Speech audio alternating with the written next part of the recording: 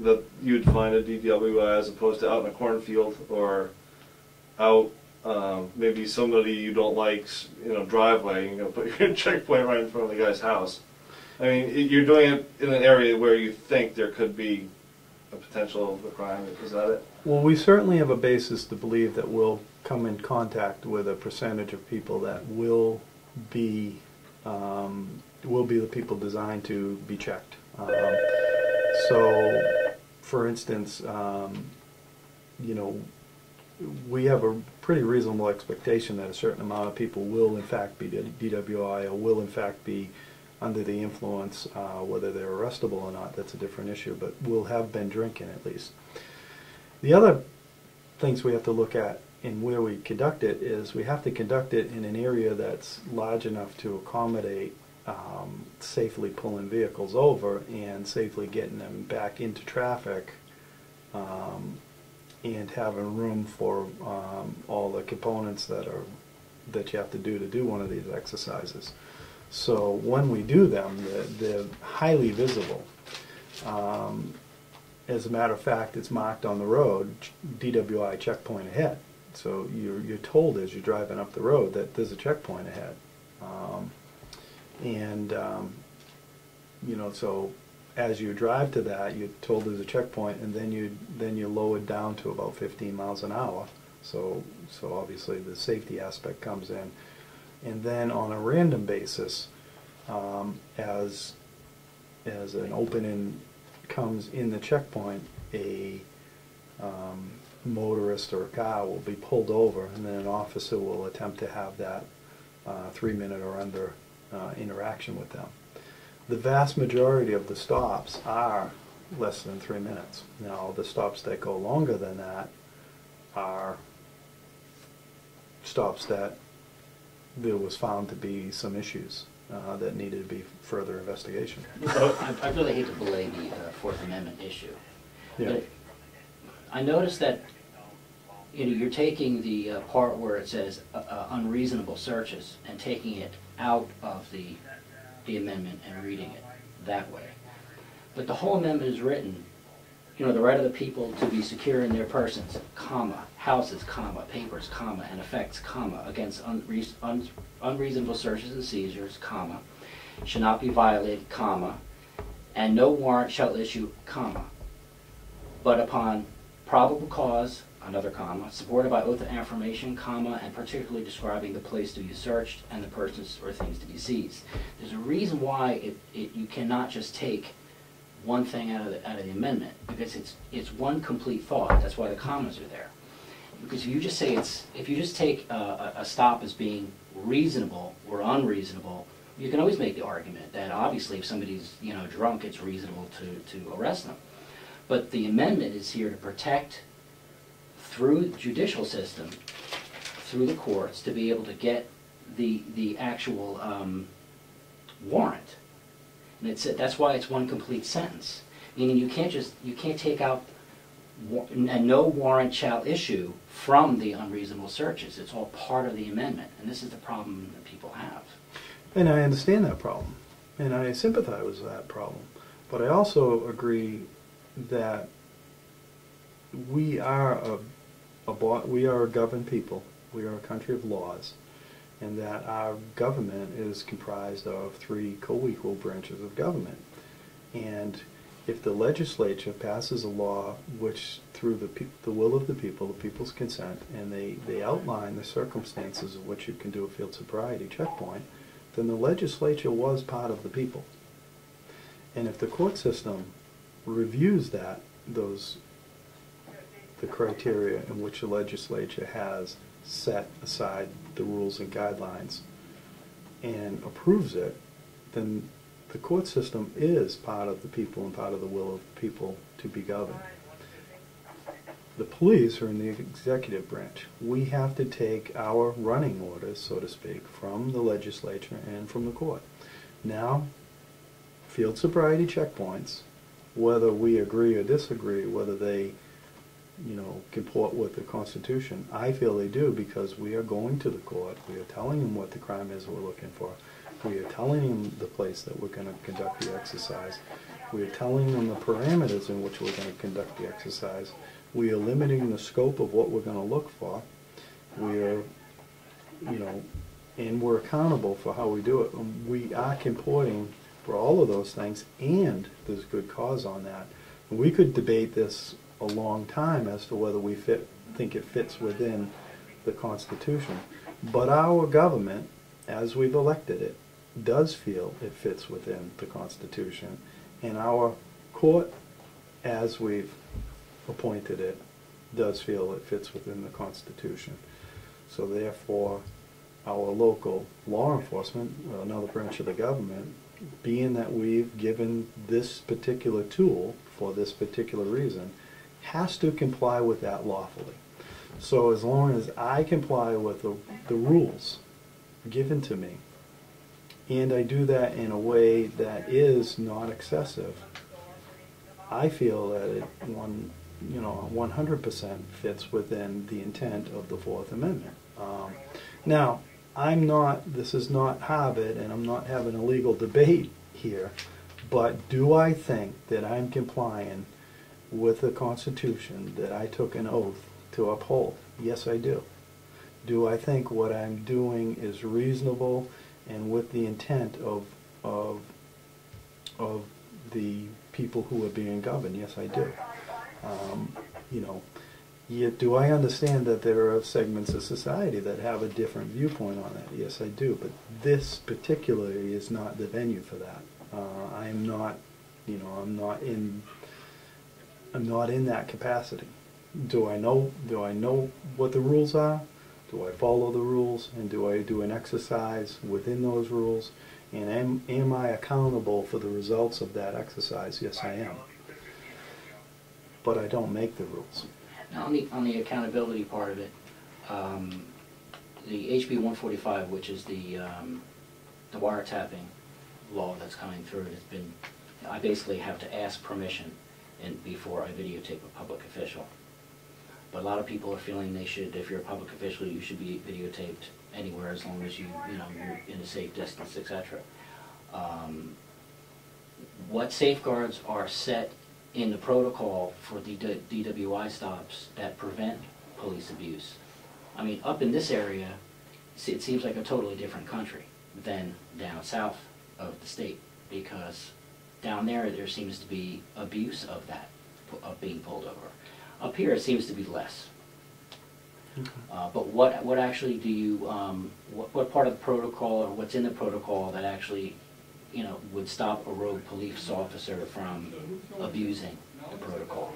Because if I can't videotape it, do you videotape your own stops when you're doing the sobriety check? There's a lot of things in place. Let me start with,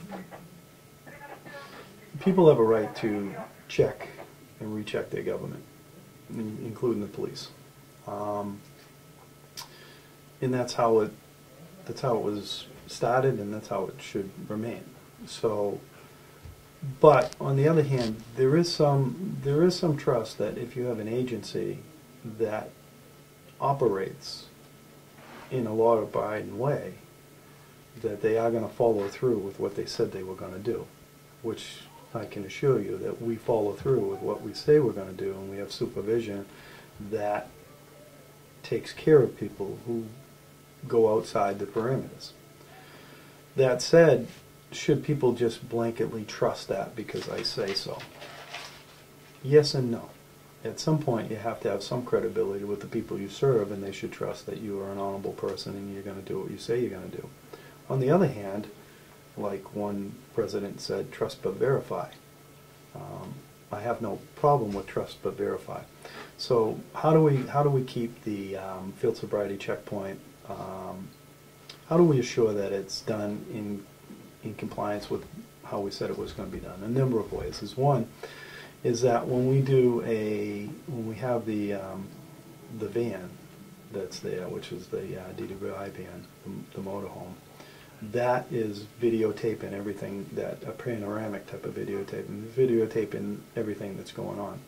And that's not done necessarily to do checks and balances on the government, but that's basically done for for liability purposes and case purposes. So if you go to court with a person, you have maybe possibly multiple angles of this person failing field sobriety, getting arrested for DWI, and that's basically the main purpose. And the other purpose is to, if something happens and somebody falls down and gets hurt, you have it on film. So that's one way that, you know, it shows the officers all know that what they do is on camera. The other thing that happens too is our particular police cruisers, we run videotape and audio tape. So every time that a vehicle is pulled over in front of the police cruiser, the entire stop is videotaped and audio taped. And so the words that are exchanged and the actions and everything is there. That's one way. The other thing that I did last year, for the first time, was, we've done it twice, is that I allowed somebody from the press to come there, and we set up a location, and they actually filmed the entire spot, which I'm not opposed to, but it has to be in a place that's conducive to not interfering with the overall operation of the mission. And so I don't object to people viewing what we're doing. What I do object to is I can't tell you ahead of time when we're going to do it and where we're going to do it, because that takes away from the whole purpose of people not knowing, for the deterrent factor, of when this is going to be conducted.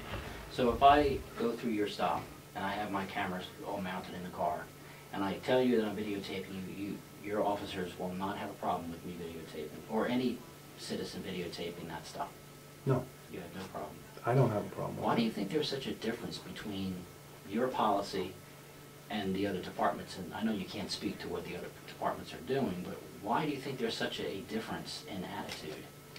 I think it has to do with people do what they think is, people make a decision based on what they think is right and what is the core mission. If an administrator feels that the core mission is being compromised by the fanfare of the episode of the stop, then at some point they're going to say, well, you know, at some point we have to curtail what's going on here so that we can conduct our job and do it, you know, efficiently, appropriately, and we have a lot of safeguards on what we do anyways. So I can't speak to why other people have different views. I can speak to what I believe. I believe that I don't have an issue with the public knowing what I do as law enforcement. And if you're in a position where you're the defendant, I don't have an issue with the defendant having a record of what transpired. So that's my position. When a Wakefield police officer pulls somebody over, does the person that, you know, they're talking to, or the person in the car, do they know that they're video and audio taped, or do you have a different, do you play under different rules as law enforcement? Because that person in the car could say, well, you're wiretapping me. Right.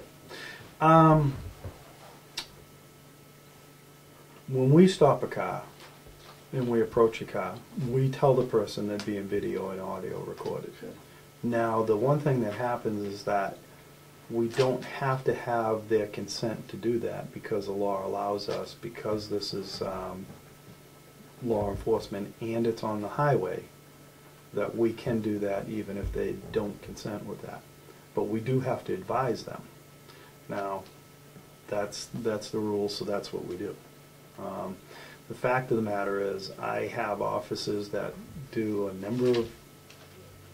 great number of motor vehicle stops, and I want to have a record of what's going on for evidentiary purposes. I want to have a record of what's going on so that I can view what the officer's doing and making sure that they're acting appropriately.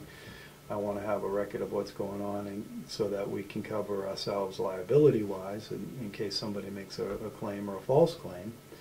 And basically, the other part is that officers put themselves in situations which are dangerous and you know, in many cases life-threatening, and having people know that what they're doing is being video and audio taped does up the safety level for a police officer, because you may not do the same thing to a police officer if you know you're on film. So I think there's a safety aspect to that also. Is that a new thing, or have you been doing that a while? We've been doing videotaping for quite a while. The problem what we've been having with videotaping is technology is the thing, running and not running. Matter of fact, through the same highway safety agency, we got a grant for another newer camera, which is a DVD-based camera, and that's another thing that highway safety provides money for. And it's a 50-50 grant to the town, so half of the cost of the video camera was paid for through the grant. Whether we got the grant or not, I would try to equip the cars with video cameras. And these are only the patrol cars. These are not the cars that, you know, not every car, but the cars that are used primarily for patrol and do motor vehicle stops. I like the camera in there. I like to see what's going on. We also have a policy in which that the supervisors need to review a certain amount of stops from the officers for several reasons. Is the one, to make sure that they're acting appropriately. They're professional, they're courteous. Two, that they're acting safely. They're doing this stuff in a way that they can get tips on safety. And to just upkeep on the patrol officers, so that we're looking at the stops and making sure they're doing them in the right manner, and that they were done for the right reason. And I want some deterrent out of it. I want people to know that DWI is serious, and that you should take it serious if you're going to be intoxicated, that you don't get in a motor vehicle and you don't potentially take the life of somebody else or yourself. I mean, it's serious business. I mean, I think that, you know, a person getting behind the wheel of a 3,500-pound missile, driving it up the highway with the only thing that protecting you from a family on the other side is a painted line in the middle of the road, I think it's a problem.